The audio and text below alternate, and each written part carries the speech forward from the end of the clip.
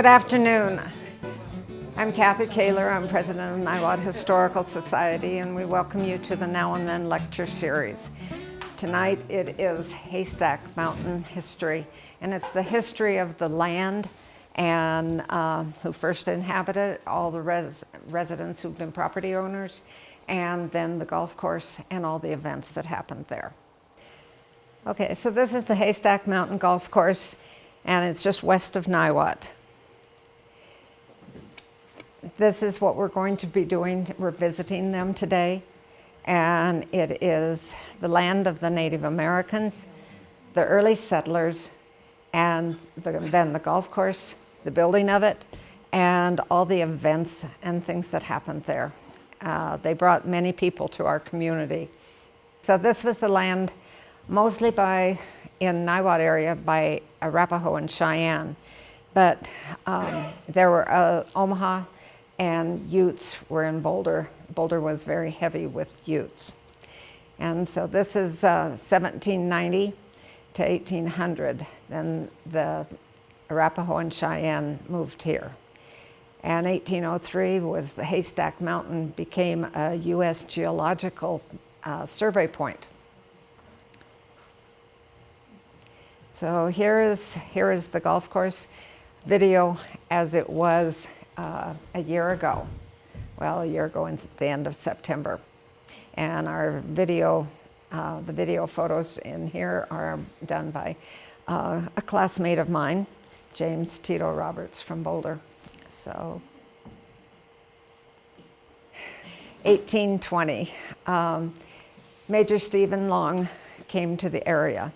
He was an explorer, and he was military, and he was assigned to map the territories. When he was here, the principal chief of the Omaha was in the area, and he gave a presentation, and he said that he didn't understand why people were saying that the military and Mr. Long were coming here to take their territory, take their land, because he didn't believe it. He didn't believe it because the land was not inhabitable. There's no trees, so therefore there's no wood for building cabins. There's no water, so people, animals, or crops can't grow. And that was confirmed, and that's why we were called the Great American Desert. In 1833, the fur traders came. On the right, you'll see one of our archived items from Judy Gould Dayhoff, who is here. She was rummaging through some things and found this in her father's items, and this was a fur trader. Reverend Taylor was a fur trader. He was the one who worked with the Cowan company in Iowa, and he'd collect the furs and send them back. 1848 was the end of the Mexican-American War. 1851 was the Treaty of Fort Laramie. So the Sioux dominated the upper Great Lakes, and they monopolized the buffalo. This was a major source of income for the Indians and traders. So the Sioux is what basically pushed the Arapaho and the Cheyenne down to here, and because then they didn't have to compete. And look on the bottom row at this word. That was a prized part of the buffalo, and this is the definition. And it was tallow, dried and powdered meat mixed with berries, and the berries varied because of where they were. And this was a high caloric treat, and they had it at the Indians had them at meals. And it just does not sound appetizing to me. So the Treaty of Fort Laramie basically allowed the the Cheyenne and Arapaho to be in the southernmost part. And so that was considered their territory. That treaty, like many others, did not last very long. So this is the first known photo, drawing of the Front Range. And here's little old Haystack over here on the bottom right. And this was the Geological Survey. These are your elevations, in case you want to know where you are and what the elevation is. And the thin air that we have, you can find out. So then it was, in 1849, was the gold rush in California. That's why they're called 49ers. 1859 was Colorado. And so some people refer to it as the 59ers gold rush. And that's why they didn't miss it by 10 years, because you just mostly hear the 49ers. So in 1859, then the survey completed for the 40th parallel. You are all familiar with what the 40th parallel is? No. That's Baseline Road in Boulder. It is the 40th parallel. So 1861 was the Treaty of Fort Wise. Fort Wise Treaty basically pushed the Indians from the territory over here by Haystack or in Boulder County to southeast Colorado. That also, because of this treaty, the government was able to come in and allow settlers to actually have claims on the land. And then, of course, we know what happened in southeast Colorado. In 1864, the Arbuthnot family put forth a claim to 160 acres at Haystack in 1864. November 14th was the very tragic Sand Creek Massacre. In 1873, the tracks were laid out here at Niwot, and it was connecting Boulder City to the Intercontinental Railroad in Cheyenne that ran through Cheyenne. And so it was a very important part of Niwot's history to have the railroad tracks, because that meant the farmers could put produce on and take them instead of having to haul them in on wagons. They would get to market fresher, quicker. It also meant that people could come here. And when settlers came to Niwot in those days, they could be on the train, get off the train with their couple suitcases, and then all of their belongings could be on another car, and they could pull that to a side rail, and they'd have it there for a month or so until they found wherever they were going to live, and then they could start unloading them. So that also is the year that the left-hand grange was formulated. It was across the Batchelder Schoolhouse, across the diagonal. But and it was 1945 when they bought this building and came to Niwot. 1875, Niwot is platted. And so it was by Porter T. Hinman, whose portrait is over there in the corner by the piano, and Ambrose S. Murray. That was basically on Porter T. Hinman's land that the platting happened. And he had a street named after him on the other side of the railroad tracks. But we only have Murray Street here after Ambrose Murray. And then 1876, our wonderful state was formulated on August 1st. So here you go. This was only a year ago, but it still looks very desolate, doesn't it? Like if you were 300 feet in the air atop Haystack Mountain, you'd be able to see all over. So this is Chief Niwot's Arapaho name, in case you did not know that. And when the Colorado Territory was first surveyed, the Geologic Survey team selected Haystack Mountain as a spot for future surveys, and today it is still used as a geologic spot. Here is one of the first drawings from the geologic team, and you can see the haystack circled with the dotted line, and that pin at the bottom, that is the geologic pin that is still atop Haystack Mountain today. And then here we are with the gold and mining, and it wasn't just gold. There was other mining that happened. My ancestry on one side of my family came from Aberystwyth, Wales, and they were miners over there, and then they were mining but not for gold. And gold changed everything. So you have all these miners, their equipment, and as we learned from Larry 2 weeks ago about coal miners were less valuable than the mules who worked in the mines.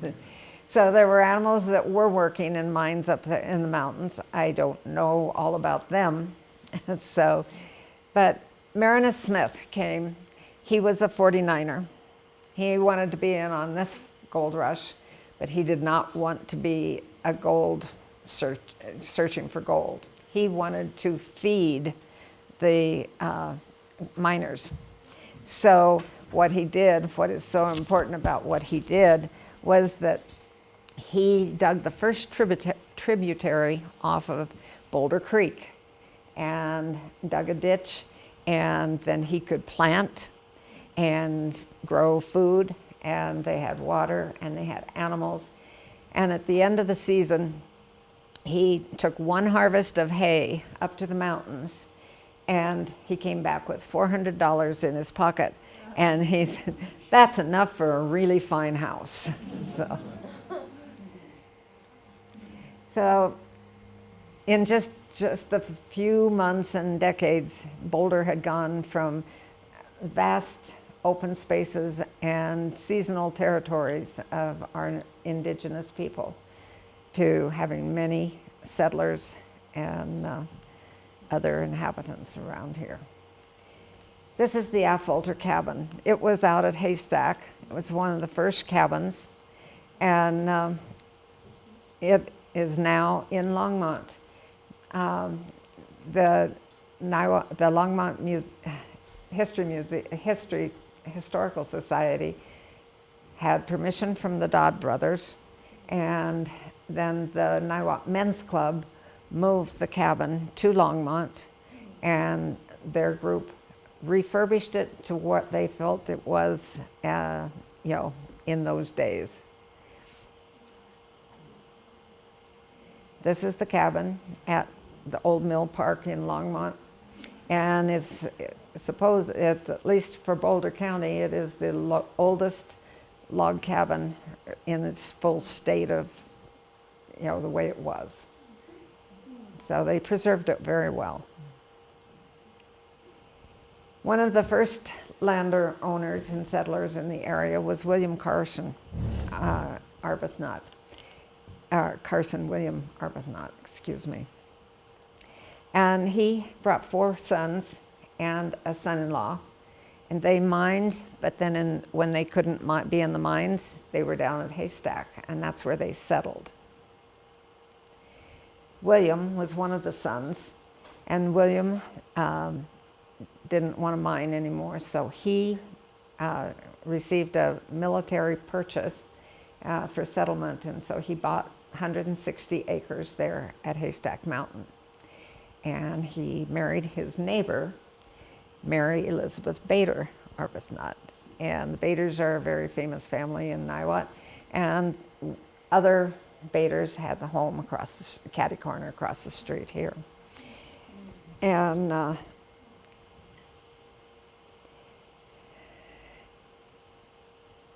the Affolter cabin and the Arbuthnot homes were two of the largest cabins.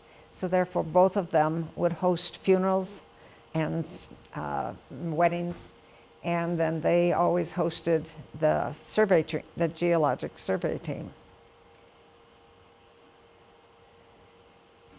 And spring of 1882, William was branding a colt in the barn that at least a year ago was still standing over at Haystack. It's still there. Is it? Thank you. They're going to keep it. Thanks, Lee. Yeah. And he was branding the colt. Colt didn't like that and kicked him in the chest, and he passed away 2 weeks later from that injury. So he had that land, and after he passed, then Mary Elizabeth said that she was going to get pictures taken of the kids because they had no photos of them. These children were all born at Haystack Mountain Ranch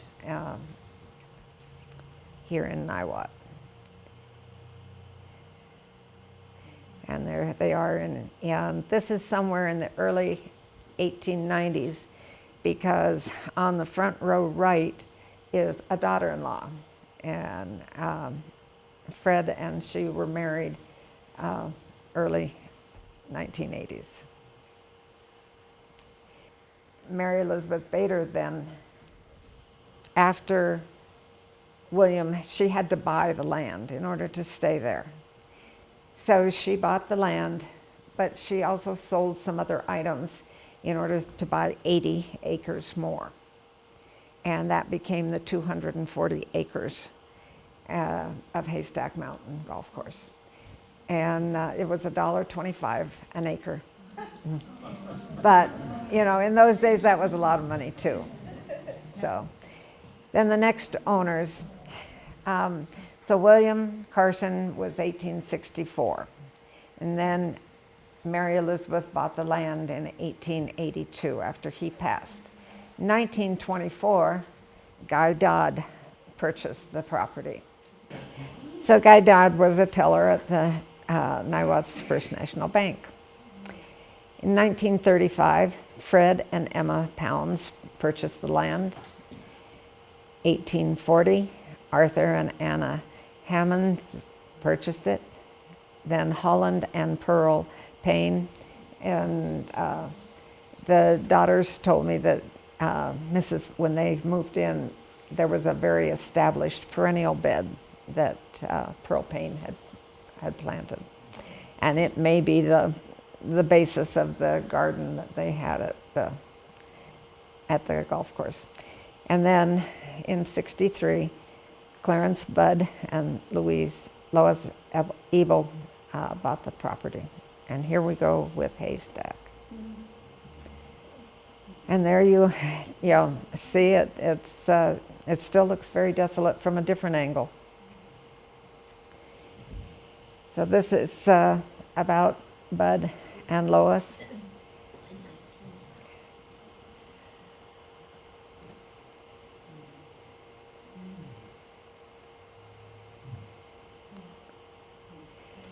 So it opened on July 5th in 1966. But that is the barn that is still standing there. It's probably one of the older barns in Boulder County, but it is not landmarked.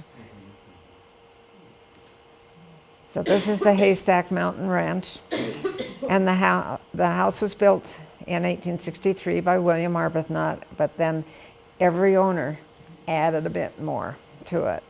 The original cabin is still inside the house. Yeah. Yeah. They have the Allhopper cabin. It's the second oldest cabin in Boulder County. Thanks, Lee. So here's the house in '63 as they bought it, and it had no running water or heat when they moved in 1963. So I presume the previous owners all had a well and probably just burned in a stove for heat. And this is the east side. This is the barn. And this is a description if you are interested. But I think it's remarkable that it's very straight up and down though. And I loved the wood. And so I got up close, and Patrick on the video team was out there taking photos with me this one day, and he was the one who saw on the right side the ring. And so, you go with your storytelling, who all was hooked to that ring and who was tethered there before they went into the barn, and how long ago was it put there. So it's kind of fun, but I liked the close-up grains of the wood. Oops. This is the Ebel family, and so Lois is on the left, and then Julia, Jana, Chandra, Heather, Autumn, CJ, and Bud Ebel. And that was in front of their fireplace, and they think it was probably the 1980s. The girls were guessing at what age everybody was. And then the one on the bottom right is one that I took when we were out there a year ago. These are just a few of the family photos that they shared. The one in the very center bottom, it looks like maybe somebody was aspiring to be a young golfer. Or else it's just a stick, I'm not sure. And Lois is planting on the right of that. So here we go.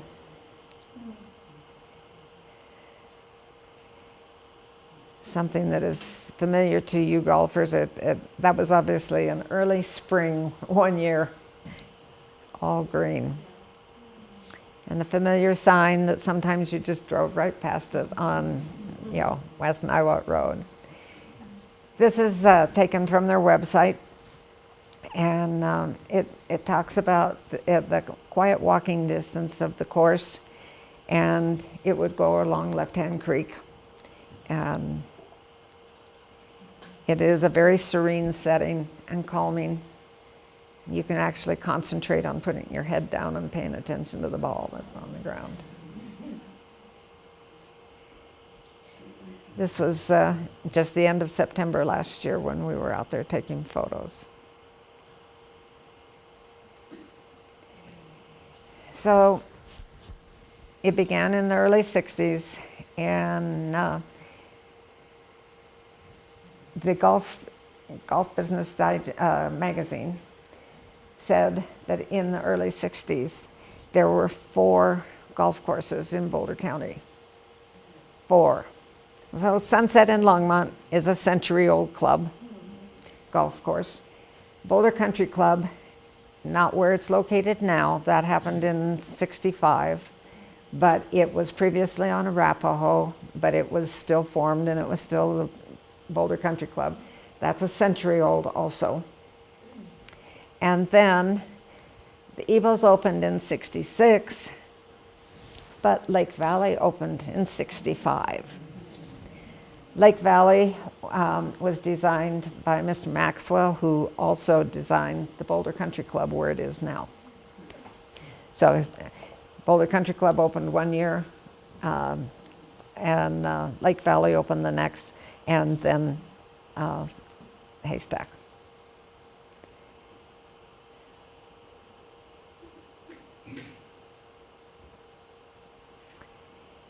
So it's resting in the shade of Haystack Mountain and all the cottonwoods out there, and of course now all the spruce have grown up, and so you've got very nice tall blue spruce in the area.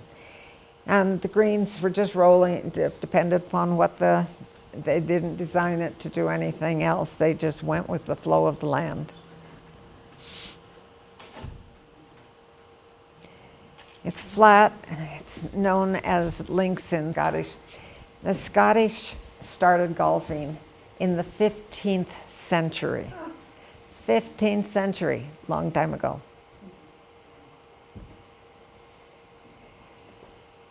This describes the course, and I'm sure that those of you who are out there, you know exactly which hole this is.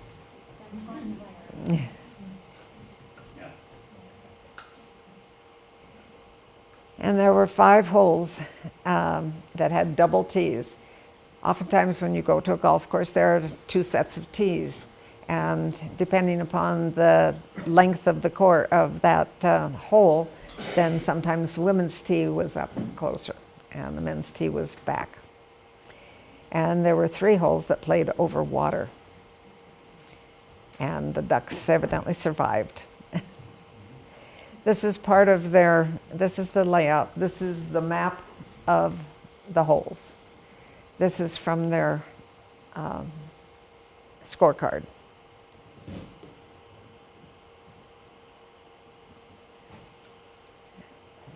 People can see where they lost their balls in the water.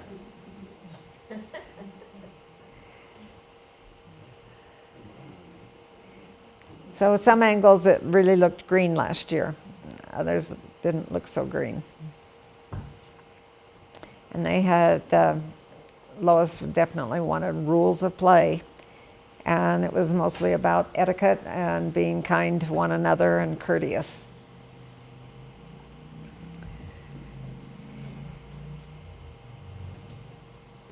And as a public course, it didn't require, membership.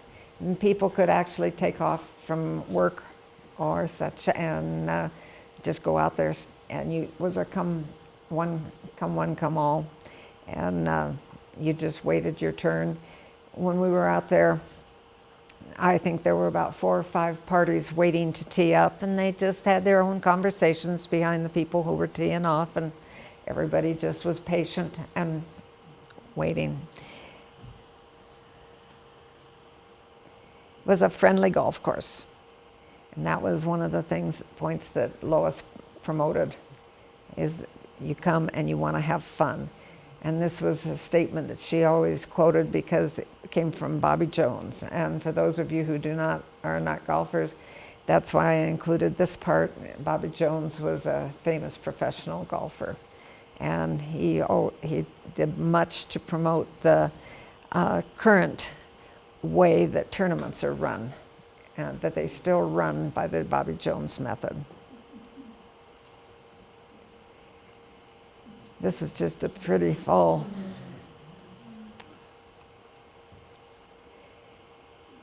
And here are some other drone pictures from a year ago.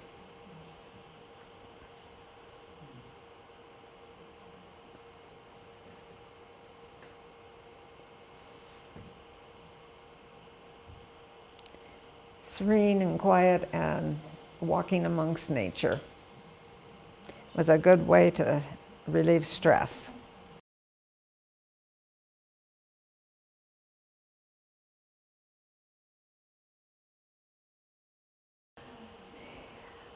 This is an article that was in the Times Call.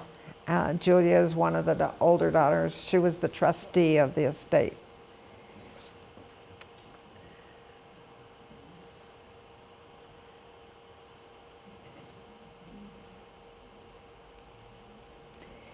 This is the Golf Business magazine. They made the cover. And Adam and Jana are on the left. Jana is one of the daughters. And then Lois and CJ is on the right. CJ was a professional golfer in North Carolina. And but there was one daughter did not graduate from Niwot High School, but all the rest of the family did. And CJ was behind the Learning Lodge, and this was his baby, and they called it the No Embarrassment Golf School, and because people can be sometimes very apprehensive about taking lessons and starting, and it was supposed to be beginner friendly and cater to anybody. So this was the Learning Lodge. And this is another picture of it. And no embarrassment golf school, and lessons to, was to those who were professionals, those who played. They felt something was off their stroke, so they'd go out there and have a lesson and straighten back up or whatever. And it was year-round.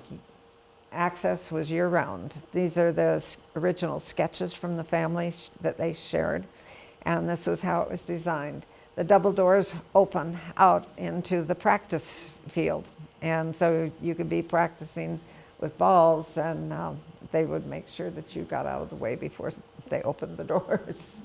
But then you could practice on putting inside,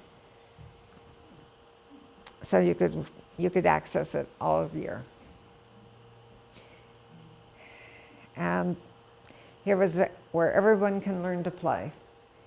And it was kind of fun. I didn't appreciate this photo until I looked at it later. And here you have an older, probably middle-aged gentleman, and you've got a child behind you. So everybody played. And I love this. It's a grainy picture, but I love his face. This was in the Times Call, and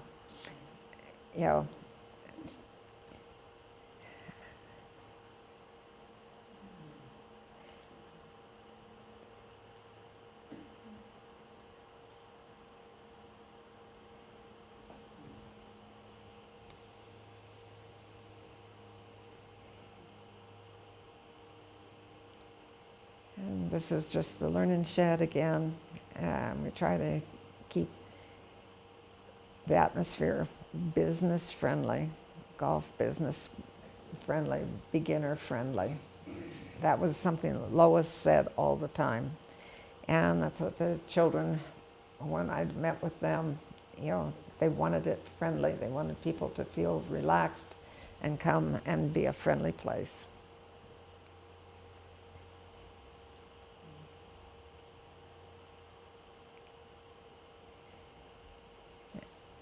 And here they are again in that magazine. Now there'll be some information about the magazine article.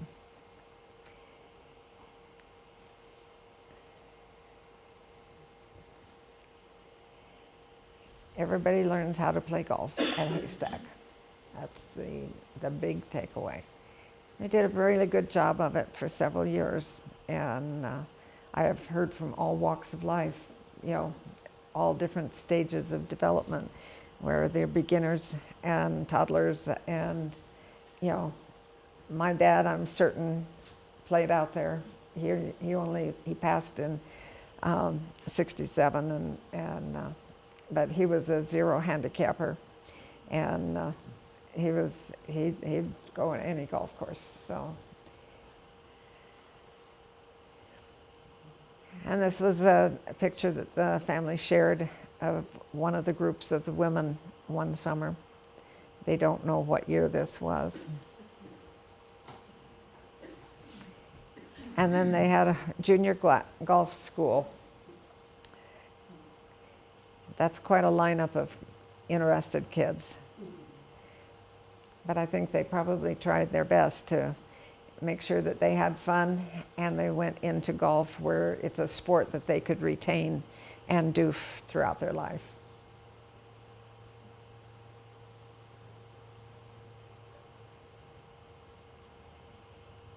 This is from Boulder County's map that they had to do to assess everything before the property was sold. And these are all the buildings on there. And towards the bottom, there are 2 pig sheds, and they both got hauled over to Jana's property, which is somewhere near Haystack.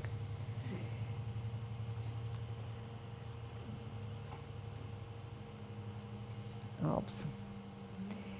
This is the clubhouse, and it was built in 1974. just marvel at the masonry that was done on this building. But it was a place that people could gather, and everything from the golf pro shop to a bar, and poker, and bridge games were played there inside. And they had 2 different covered patios.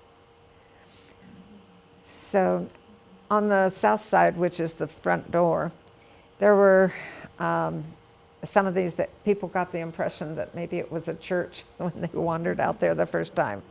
And, but here is some of your brickwork. And you notice on the bottom there's an arrow, dedication to the Indians. And then you have your golf club. And then the bar is featured. But they wanted it as natural and native to the area in looking. And a mason and his son found these at a brickyard in Denver. And so they bought all of them. And it does look very Indian-esque. Lois is behind the bar there at the top left. And it was a good-sized bar. If some of you go into the Emporium hallway across the street outside, the Old Oak came over and they acquired some of the captain's chairs that were in the bar. And so the captain's chairs that are in the Emporium belong to the Old Oak. This was the pro shop, was on the west end of the clubhouse. And in the middle, what divided the west end, the pro shop, from the bar area was that railing. The railing is believed to be the original posts that the Arbuthnot's established to outline their property. And one of those did go to Donlin Arbuthnot. So it's kind of, this was an Et-Yet Inn restaurant inside.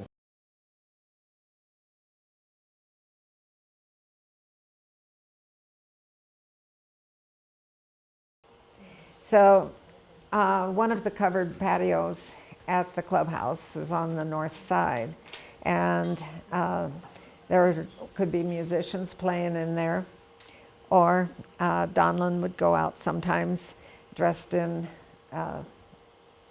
antique pioneer dress, and she told stories and history to this junior golf group before they had their golf lessons.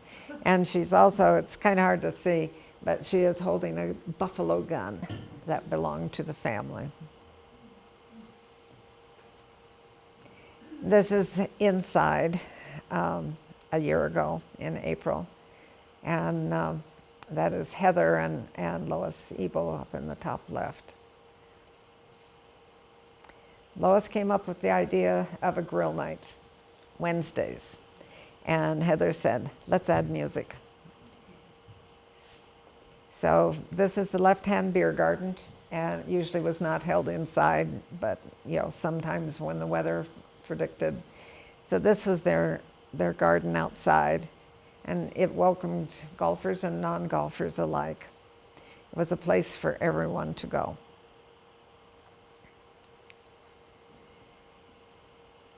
And it was just serene, quiet. You could go and stack rocks down in Left Hand Creek, or enjoy shade on the patio with some friends, or nighttime. Kevin Dooley, as many of you know, was the thing that held it together with Lois that first summer. Kevin performed every week, and he performs all around Niwot often, so be sure to catch him.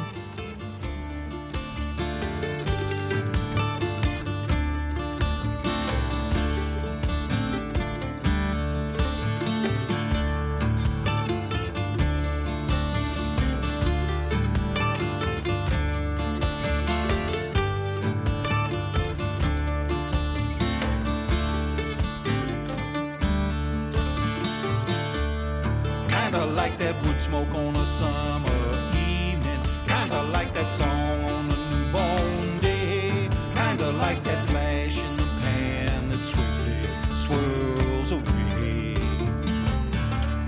kinda like that always moving target, kinda like that shoulda known time would tell, kinda like that first word heard was fairly well.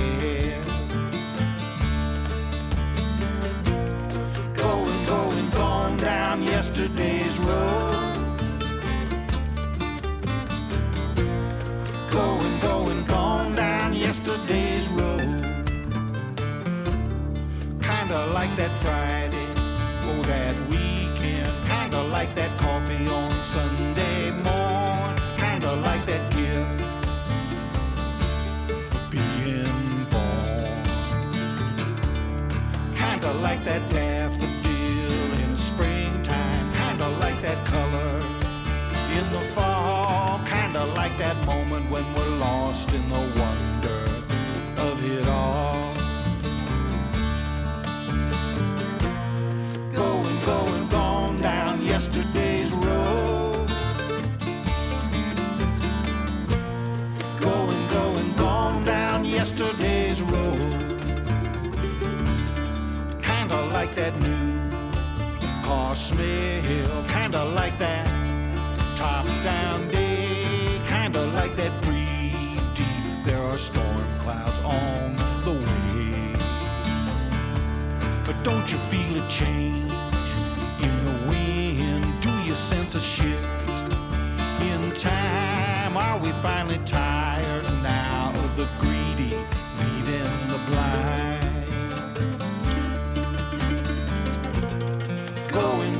Gone down yesterday's road.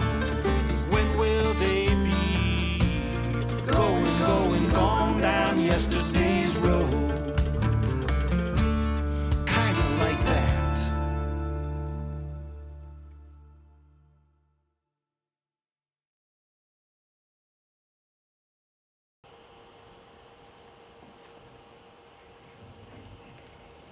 And this is the Haystack Hearth. This is where the original house was. And then they turned it into a venue for events because it has expanded from that original homestead. And you see the brickwork. It all belongs on the property. So they brought it over and made flower beds, raised beds, and used the brickwork over here. It's a beautiful 7,000 square foot place. And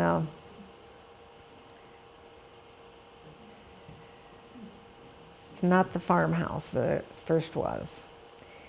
These are just some photos from inside.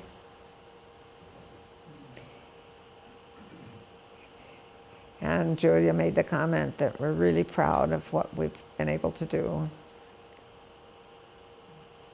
And it was beautiful, beautiful woodwork inside. And this is the hearth venue down by the left-hand ditch. The flood of 2013 was devastating. There was 1/3 of the golf course was underwater. And Lois did not have anything like that in her budget to hire excavation. So many farmers and neighbors with tractors and all helped.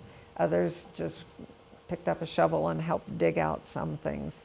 And then Alex Gonzalez worked with Heather, and they hauled a lot of rocks and all out of the ditch and made the slopes to the ditch a little nicer, and then they created this venue down there. And there are a lot of corporate things. 3 days before closing, the Boulder Symphony held a fundraiser over there. And then they had 2 days of closing activities. And not best of wedding venue. 2020, they were awarded, it does not, it's the spelling of not, but they were awarded an award from the Not Best Wedding Venue. It was a very nice bridal room.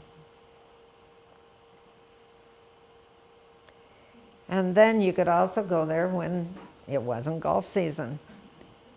They didn't publicize this much, but we have testimony here because we've got a picture. This was the flood. And this was the start of many of their problems in keeping the place open. So this shows your geotechnical survey and where, if you live along a creek, you know, you're vulnerable. But you just don't expect a 100-year flood to happen either.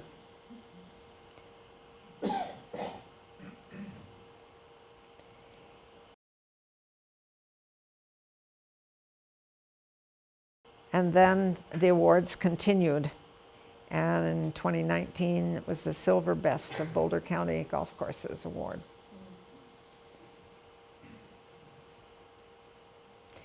These are the items that we were given by Haystack, and we have these archived artifacts.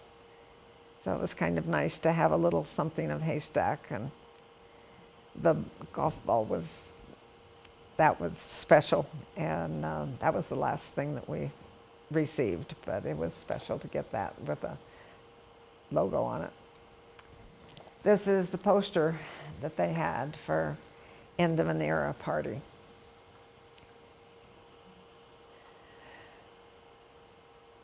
This is the closing staff. Becky is the PGA, women's PGA golf pro in the very front. And then the second from on the left is Mike Hammerstone, and who was the manager at the time. That was the staff.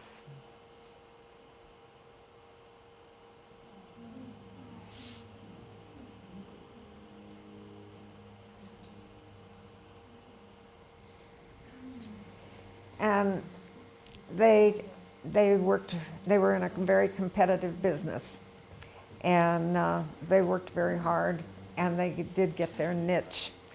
And in Golf Business Digest said that there were 40-some golf courses, I think it was, in the greater Denver area at the time of that article. And if you go now online, there are almost 40 in Boulder County, which, you know, I mean, Niwot had 2 of them. So the golf is a very competitive business, and it is very busy, and people use it all the time. We lost a gem to our county, and but it was fun when they were here. I don't know if I can answer any of the questions. If you have any questions, yes. You know, I was just wondering, I thought I heard that they were negotiating with the county for the mountain to become part of open space, but I haven't heard anything recently. I don't have an update on that, but I do believe that the mountain is not part of the 240 acres at Haystack Mountain Golf Course. So it is separate, and I do believe it's supposed to be a trail. I just had a question. Was it a private, I mean, they left and somebody bought the property? Is that it, and it's now a private residence or something Yes. like that? Yes, Okay. it's private property now.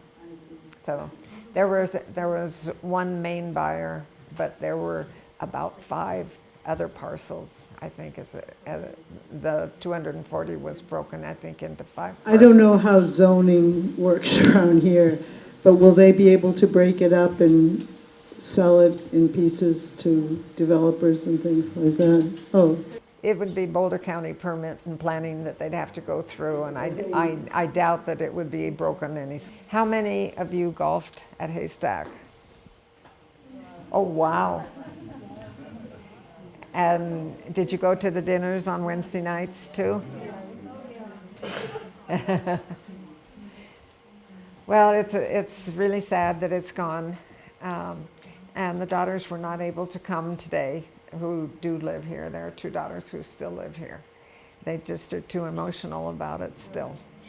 So I'm happy all of you came, and it's nice to go back out on the course and, think about it anyway, and whether you duffed that shot or you got a hole-in-one on some hole, it's fun.